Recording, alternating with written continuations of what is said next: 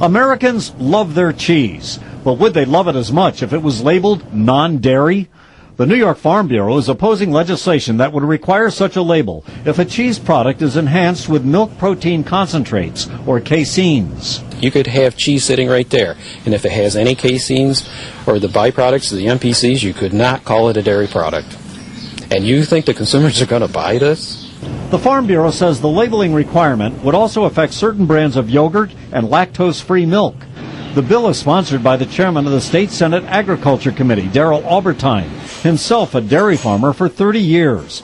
In a statement to Action News, Aubertine said the intent is to make the milk used in cheese more valuable. He said consumers should not be misled to think they're getting real dairy when the product is made with additives.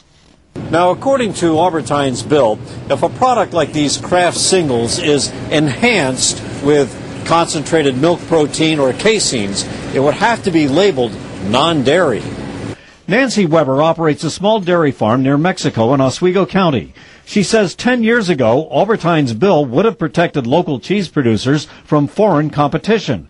But today, Weber says cheese producers here in New York also use caseins, which she says is a natural byproduct of milk. The federal government has already defined milk proteins, and there's no need for New York State to go beyond that. Weber is also worried that such a new regulation could put local dairy farmers out of business. The dairy industry is in a depression. We are not making enough money to pay for what it's costing us to produce the milk.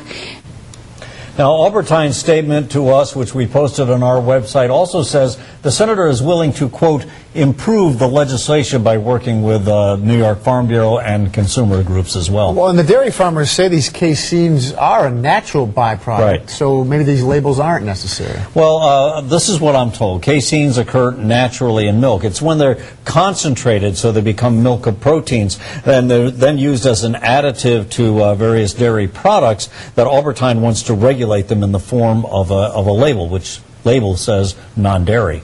And Jim, in talking to the farmers today, do they support his intentions? Whose side are they on? What do they think? Well, they support his intentions here because he's trying to make local milk more valuable to the farmers, but they say that the bill is poorly crafted to the point where it would actually hurt dairy farmers rather than help them. All right, we'll see if it gets through the legislature. Thank you, Jim.